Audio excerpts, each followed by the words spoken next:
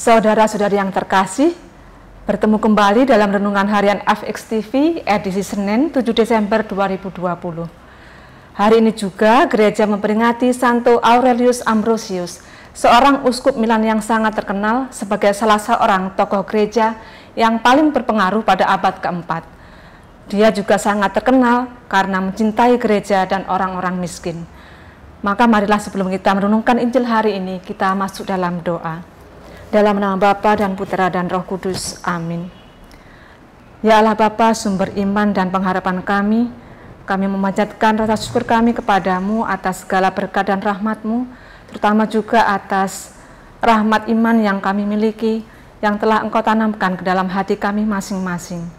Lewat Injil dan Sabda-Mu hari ini, bantulah kami untuk semakin mampu beriman kepadamu, yang dapat kami tunjukkan dalam sikap, perbuatan, tindakan, dan perkataan kami sehari-hari.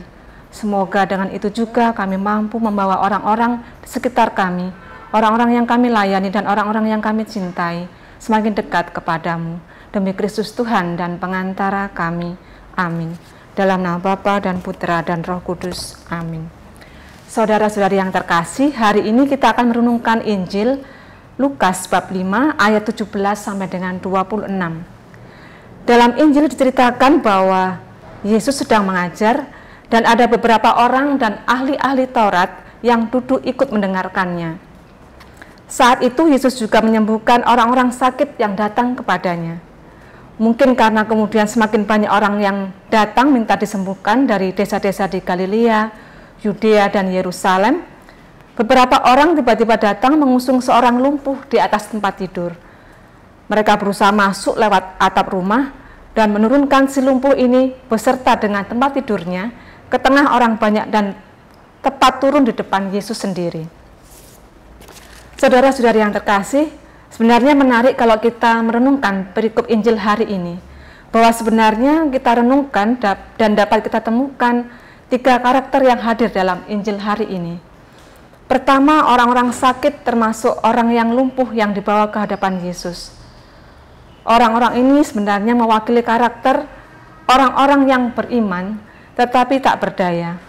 Mereka yakin Yesus akan menyembuhkan mereka, tetapi sebenarnya mereka tak bisa datang kepada Yesus kalau sendirian. Mereka butuh bantuan orang lain.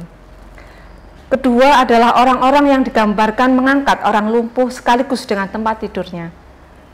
Bahkan mereka diceritakan dengan penuh semangat mencari cara agar teman mereka si lumpuh ini dapat langsung berada di depan Yesus untuk disembuhkan.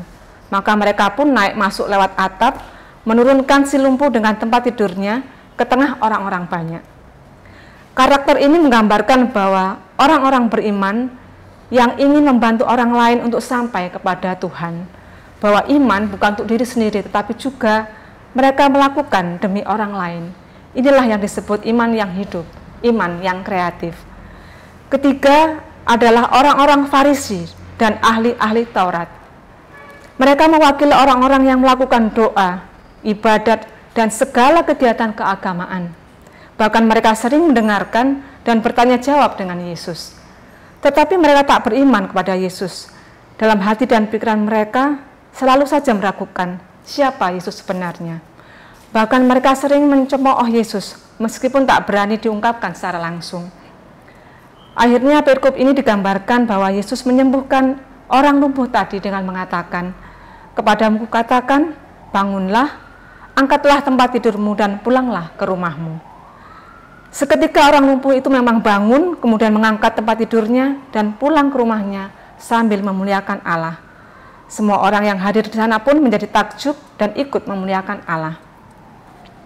Nah, saudara-saudari yang terkasih dalam Yesus, iman yang hidup adalah iman yang menyembuhkan, yang mampu membawa kita untuk menuju kebahagiaan dalam keadaan damai dan dalam rasa syukur. Iman yang hidup adalah iman yang selalu berjuang, mencari cara bagaimana aku dapat selalu dekat pada Tuhan, untuk berjumpa dengannya, dan untuk menerima campur tangannya dalam hidupku. Marilah sekarang di masa Advent ini, kita bersama-sama merenungkan dan berani bertanya pada diri kita sendiri. Apakah aku sudah berjuang mendekatkan diri kepada Tuhan secara lebih? Apakah aku sudah memiliki iman yang hidup sehingga menjadi pribadi yang kreatif dalam hidupku, baik dalam hidup rohani, hidup berkeluarga, hidup bermasyarakat, dan hidup menggereja? Hanya orang yang penuh iman yang akan memiliki harapan yang kuat akan sesuatu. Persis seperti orang-orang lumpuh dan teman-temannya yang mengangkatnya tadi hanya untuk sampai persis ke hadapan Yesus sendiri. Hanya doa dan harapan yang penuh iman yang mampu menyembuhkan seperti yang dialami oleh orang lumpuh tadi. Marilah saudara-saudari kita renungkan bersama bagaimana iman Anda dan iman saya. Tuhan memberkati.